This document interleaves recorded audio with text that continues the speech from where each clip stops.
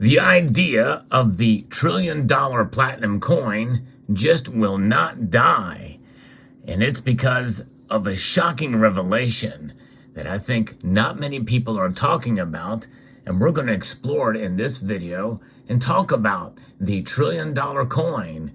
We're not going to just stop at a trillion. We're going to go to 100 trillion. Let's explore.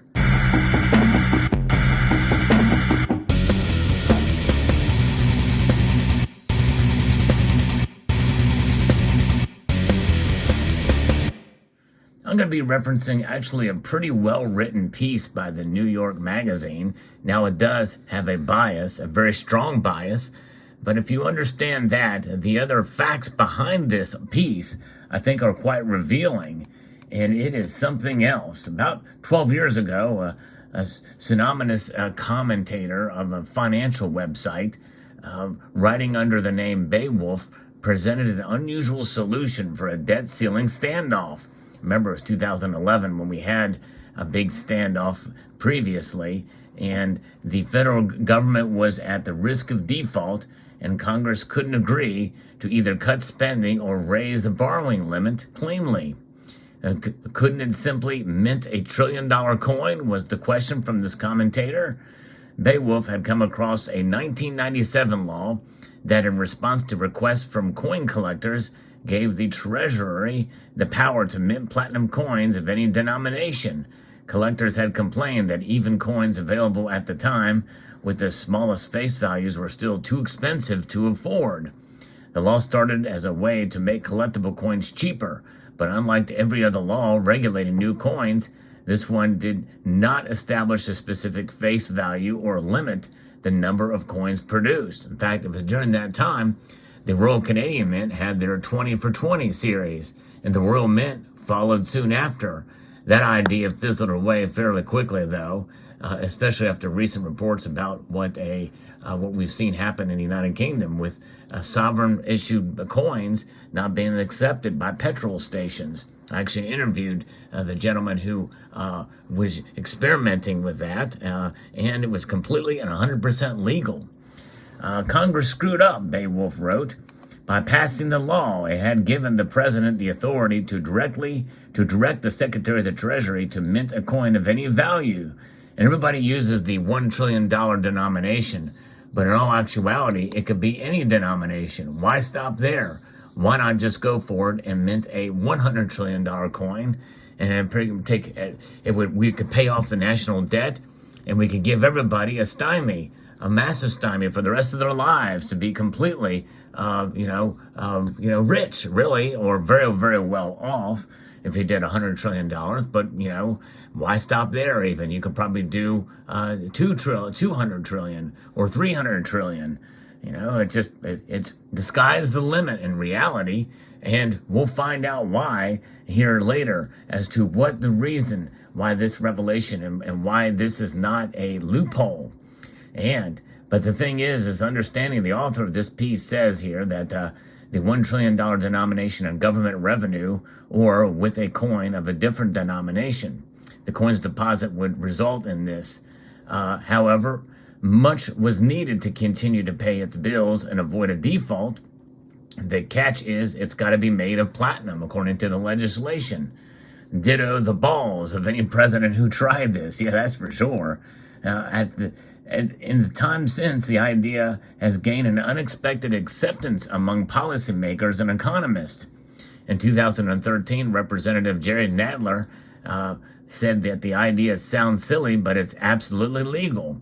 Shortly after, Paul Krugman, who himself in the New York Times, if the president should be willing to mint the coin to avoid default, his response, yes, absolutely. In fact, here's the shocker.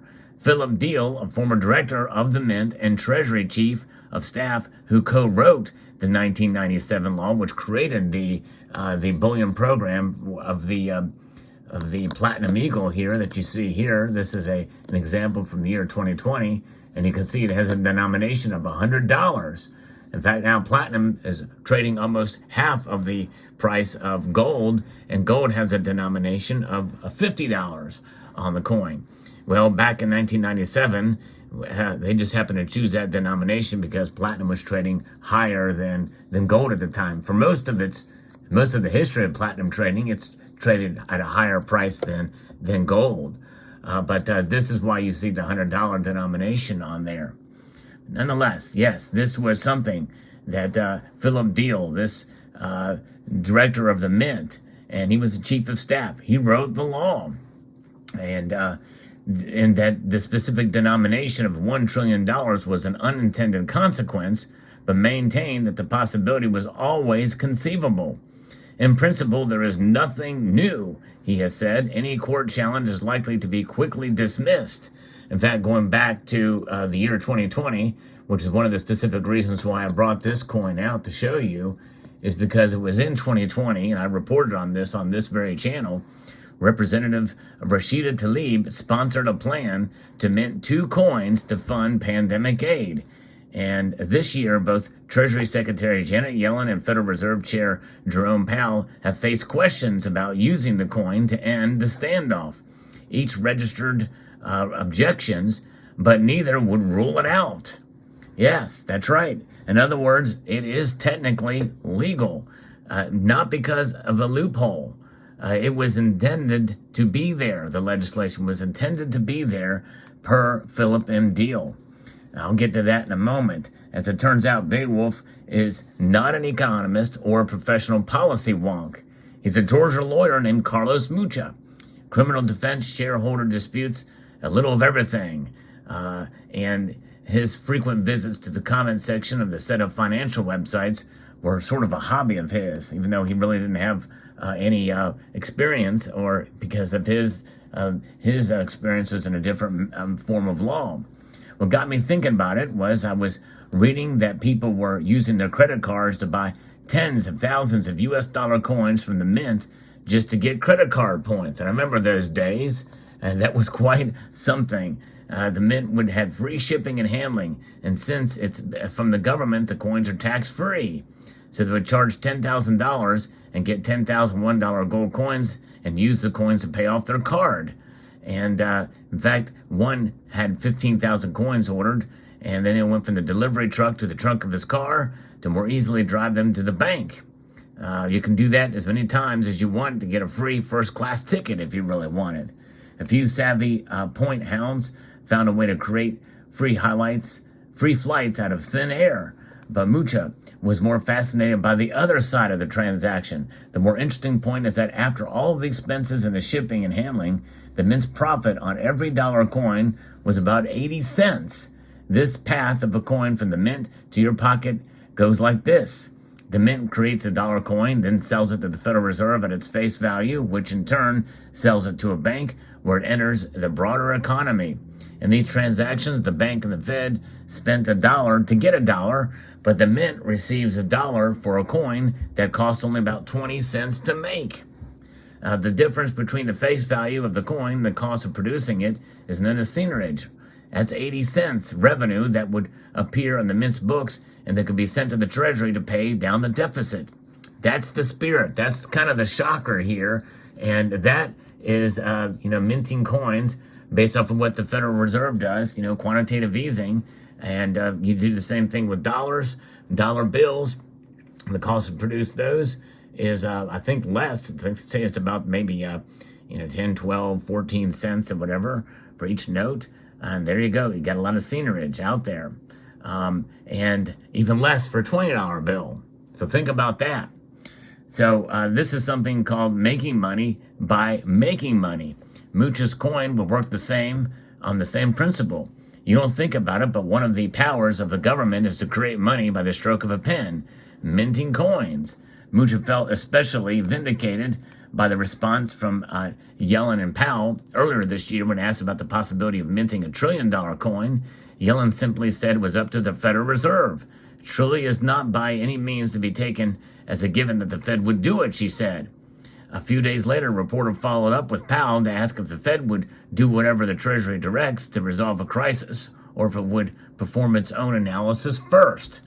All he said is that we are the Treasury's fiscal agent, and I'll leave it at that, Mucha said. It's a very lawyerly answer.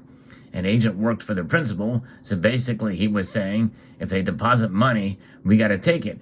It was an extremely diplomatic game of passing the buck, and the subtext was clear.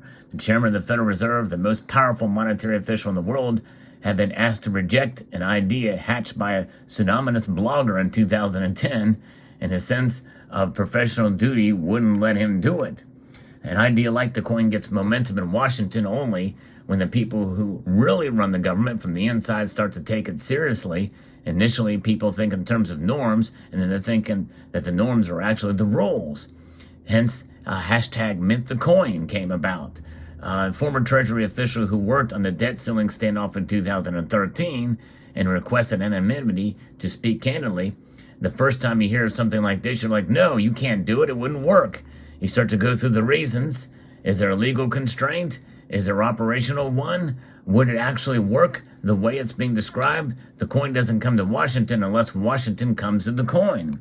The former Treasury official began to see arguments about the coin in what would be called the broad public forum on blogs and think tanks, among reporters, cable news pundits, on Twitter. Inevitably, a current and former officials, so they see it, and as a deeper dive takes place, you realize it's mostly about norms as opposed to the actual operational rules. When you start seeing daylight between the two things, you begin to wonder, when did a norm become a norm? Then he looked at some of his colleagues that have come to realize that a lot of the norms came from during a very narrow time in history, and prior to that, a lot of Treasury and Federal Reserve officials were rather creative and thoughtful and realized that a lot of things that were being attempted were being done for the first time anyway. So there's no operational constraint, and you have a pretty good sense that there's not a legal constraint. Why are we flirting with this Armageddon with the default? As people become more comfortable with that, it becomes debated among policymakers. Not publicly, but it is debated, the former official said. Former officials with the current officials and current officials with each other. A former policy advisor with the Federal Reserve sees the coin as an obvious answer to an artificial crisis. The debt ceiling, there's kind of no reason for it except that it might serve as a bargaining chip, as it's doing now, to elicit certain types of government spending cuts. And an economist at the University of Texas came across the idea of the coin around the time of an endorsement by a professor at Yale Law appeared at the Washington Post mid-2011. I really am very hesitant with direct communication with people who have policy responsibilities. If I'm going to say something, I generally like to write it and get it edited carefully and put it in the public sphere, and they can pick it up if they want. In 2011, though, he wrote a note to a White House economist he knew. Have you been briefed about the implications of Section 5112K, which is the legislation that created it? The White House economist wrote back, what's the gist? Deal. The former Mint director has himself become an outspoken respondent to what he calls the myths that have been spun around the coin. And this is it. This is the kicker. This is the shocker, folks. I wrote the bill that created the $1 trillion coin. Sometimes the question is brought up, well, how did you do that? You weren't a member of Congress. The fact of the matter is, members of Congress didn't write bills. Bills are delivered to the office, sometimes by lobbyists, sometimes by agencies, sometimes by committee staff. As a head of the U.S. Mint, I had very specific objectives in mind. I was appointed by a Democratic president, Bill Clinton. I worked with the bipartisan committee chairs. There was a bipartisan effort, and together we passed the bill. And the fact that it can have a $1 trillion denomination on it was absolutely part of the intent. Let me repeat that again. It was part of the intent. Even though it was an unintended consequence, as was mentioned earlier, the intent was to be able to have that leeway and give that kind of authority to the Secretary of the Treasury. In other words, this was done on purpose for such a time as we are seeing now. And now, again, understanding that this is certainly something that we're dealing with, and people still think it's a ridiculous idea. And by the way, let me go on record in saying it is a ridiculous idea because it would cause massive inflation. But the fact is there is legal precedence for it. The legal precedence, though, does not mean that it will not be challenged in the courts, which would put us into a constitutional crisis immediately if they were to do this at $1 trillion or $100 trillion or even $500 billion or any amount really other than $100. which is used for these bullion coins. But the Secretary of the Treasury could go ahead and take the plunge and do this if all the other options fail. Of course, as I record this video, it looks like they're getting very close to codifying this debt ceiling thing with massive spending that's still going to be happening underneath of this. And we're still going to get 87,000 or about 85,000 IRS agents. Boy, it's insane. But nonetheless, that is what's happening right now. But this is something that will continue to be debated until it is stopped. Now, this piece goes on, and it does talk about this, and it talks about how the people that are for this are mostly modern monetary theorists, which is essentially socialism, and they're talking about it as new policy rather than traditional. It's progressive. But nonetheless, some of this progressive policy has been done before. It's nothing really new. It's not modern. And it really doesn't do much for money except degrade money. And it's a theory that is just a horrible idea. And any way you look at modern monetary theory, it's bad news. But nonetheless, the fact that it's being bantered and talked about among these circles, it is not a loophole, though. It was actually intended. So until it is stopped, it will continue to be a form of debate every time one of these measures comes up, one of these debt ceiling. So in 2 years, this will come again, unless and only unless Mike Lee, Senator Mike Lee of Utah, unless his legislation is taken up and passed that will limit up to $200 to be put onto a coin, then only then will this stop. The debate will stop on this. So there you have it, a fascinating story here. But this was a shocking revelation that it was not a loophole, but it was absolutely intended by a former Democrat director of the Mint who wrote the legislation for this. Clever, pretty clever by Philip M. Deal, a very sharp guy. But nonetheless, and he did a good job as Mint director as well, too. I got to say that. However, I think this idea will be absolutely inflationary and would send us into a constitutional crisis of epic proportions if it were tried at $1 trillion.